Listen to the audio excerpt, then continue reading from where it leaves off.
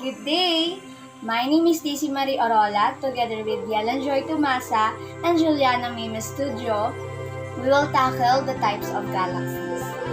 To begin with, let's have first the objectives. So at the end of the lesson, the student should be able to first explain the different types of galaxies. Second, analyze classification of galaxies. Third, appraise the role of galaxy in our universe, and lastly, familiarize with the different galaxies. Beyond our solar system is the Milky Way galaxy. Our host galaxy, beyond our Milky Way, is the vast depth of space, which are filled up by billions of star systems. Galaxies are immense star clouds which has a huge groupings of stars, planets, star clusters, nebula, black holes, dust, dark matter, and everything else. These billions of stars are bound together by the mutual pull of gravity. With our emerging technologies, we have detected more galaxies than the total number of stars in the Milky Way. And every one of these galaxies has abundant numbers of stars. Astronomers were able to see diversities in galaxies.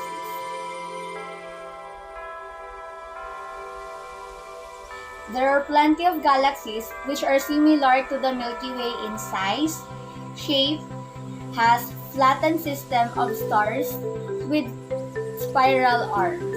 There are also some galaxies that are distinctly different from the Milky Way. Some galaxies do not have a disc-shaped structure, distorted sphere appearance, and some are neither disc nor smooth elliptical shapes but has a definitely irregular form. More than shape, galaxies also differ from a lot of factors. When it comes to content, some contains mostly old stars, but others comprise primarily young stars. Some are rich interstellar matter, whereas others have hardly any at all. There are also some galaxies that, despite having as much total as the Milky Way, have made far fewer stars, which makes them dim and scarcely visible to us. Types of galaxies: spiral, irregular, barred spiral, lenticular, elliptical, and peculiar. A large galaxy consists of thousands of star clusters and billions to trillions of individual stars, all held together by gravity. With this composition, galaxies can be classified by their shape, size, and color. In 1920, Edwin Hubble was a graduate student at University of Chicago and later at Mount Wilson in California. He developed one of the first schemes for classifying galaxies on the basis of their shape. He devised more precise classification that subdivides these galaxy shapes. He arranged them into three main types, which is spirals, elliptical, and irregulars. First, spiral galaxy. Spiral galaxy has a vast rotating disk of stars, dust, and gas. It has a bowl-shaped nucleus inside the disk with spiral, and is said that 25 to 30% of galaxies are spirals. A flattened disk of gas and dust, rich material orbits a spherical nucleus or hub of old red and yellow stars, which is often distorted into a bar. It resembles a Milky Way, but the arms may be wound more tightly than our galaxy's spiral arms, or less so. Spiral galaxies are distinguished by having lots of interstellar gas, nebulae, OB associations, open clusters, and globular clusters. Hubble-class spiral galaxies as types SA to SD. An SA galaxy has tightly wound spiral arms, and SD very loose arms. Barred spiral galaxy. Barred spiral galaxy are spiral galaxies in which the spiral arms don't seem to emerge from the galaxy center but from the ends of linear or football-shaped cloud of stars that straddles the center. Spirals with a bar across their center are classed as SBA to SBD. Lenticular galaxy. Lenticular galaxy are flattened systems with galactic disks just like spiral galaxies. They contain gas and dust, but don't have spiral arms and little sign of star-forming activity in their disk. The overall shape is often described as that of a lens, which is the root of the name lenticular. It appears to be relatives of ellipticals as they are dominated by a roughly spherical nucleus of old red and yellow stars. It also links to spiral galaxies and are similar in overall size and general shape, although the nucleus is often considerably bigger than it would be in a spiral of similar size. Astronomers are uncertain how lenticular galaxies form, but they could be in spiral galaxies that have lost most of their dust and gas.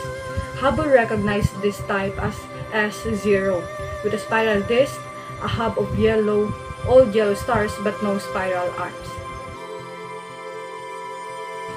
Elliptical galaxy. Elliptical galaxies show little structure other than a simple ball shape. They span the range from the largest to the smallest galaxies. It contains lots of old stars and globular star clusters, which implies that any star formation in these galaxies has long since ended. Each star orbits the galaxy's dense core in its own path. Elliptical galaxies are described according to their degree of elongation. The deviation from a perfect spheres, but the largest galaxies are also close to perfect spheres. Hubble classified elliptical galaxies as E0 to E7. According to their shape in the sky, circular galaxies are E0 and elongated ellipses E7. Elliptical galaxies appear as two-dimensional ellipses, but in reality, they are three-dimensional ellipsoids ranging from roughly ball-shaped star clouds to cigar shapes. Irregular galaxies. Irregular galaxies have shapes that tend to be strictly irregular. Irregular galaxies are all the galaxies that don't fit in the other categories. These galaxies are thought to be the result of collisions between galaxies. They generally have plenty of cool interstellar gas with new stars forming all the time. They usually appear smaller than full-size spirals and ellipticals with many fewer stars.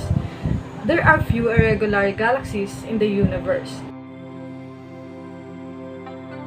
Dwarf galaxies.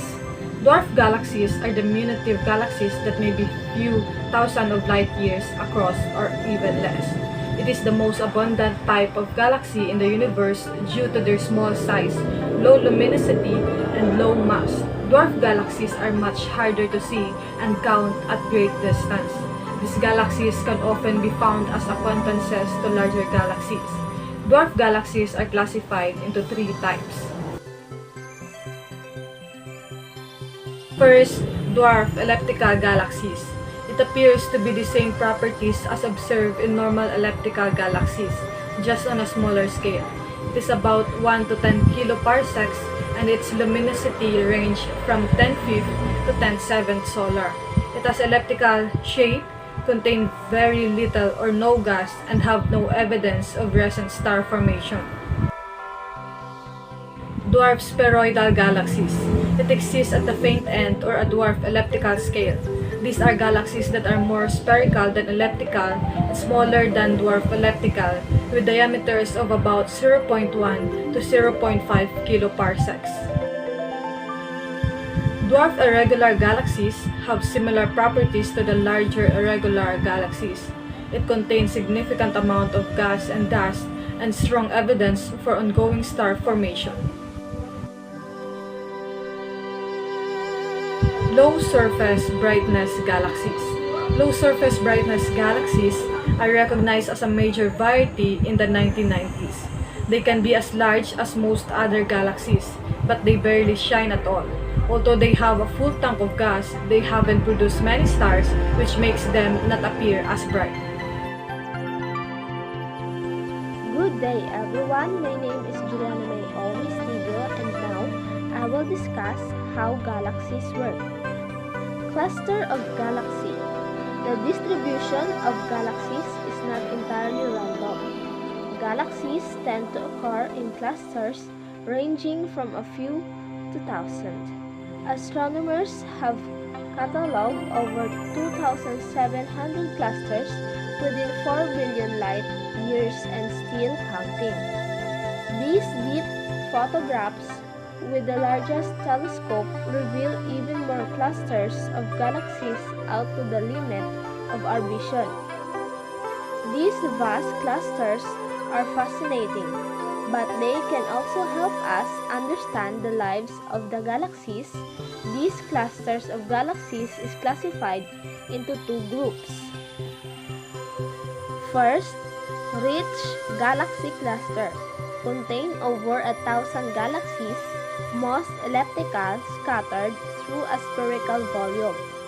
This kind of clusters is very crowded, with the galaxies more concentrated towards the center.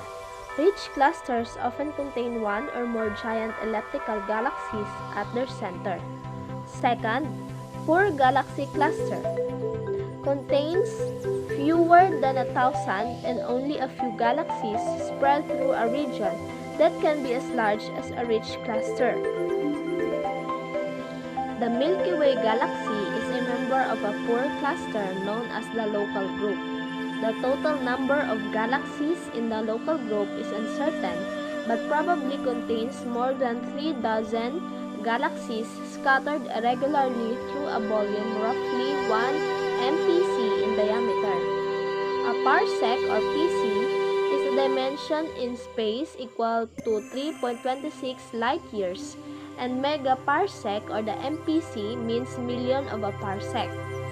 The Andromeda Galaxy is also a part of this group and is our nearest large neighbor. There are about 20 galaxies in our local group which are gravitationally bound to the Milky Way and the Andromeda Galaxy.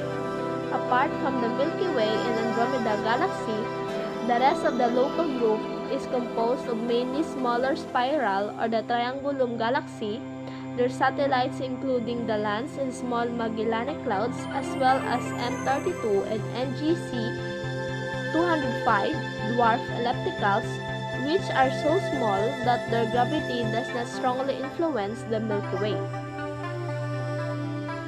Moving beyond our local group, the next large of concentration galaxies is the Virgo cluster, named after the constellation in which it is found.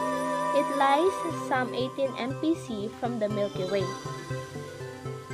The Virgo cluster contains more than 2,500 galaxies bound to gravity into a tightly knit group, out of 3 mpc across. There are thousands of galaxy clusters like Virgo.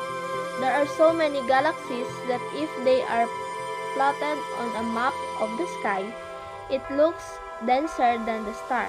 These clusters are also clustered. Clusters of clusters are called superclusters. The superclusters aren't held together by gravity, but they haven't fallen apart either. They appear to have long filamentary shapes and flat pancake-like shapes. A supercluster can contain a dozen clusters of galaxies or hundreds of these clusters, and it can be 100 or 200 million light-year long. There is also the presence of the local supercluster, sometimes called the Virgo supercluster, which is centered near the Virgo cluster of galaxies.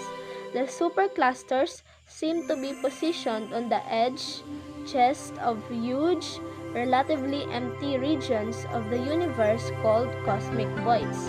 The nearest cosmic void is the Bootes void. It is over 300 million light years across. Many galaxies is on this boundary, but it is difficult to see. Some of the biggest superclusters or groups of superclusters are called great walls. The first great wall discovered is about 750 million light years long. There are other great walls which may be larger than our great wall. These great walls don't display any great scribbles, but they have plenty to tell us about the origin of large structures in space and the early history of the universe.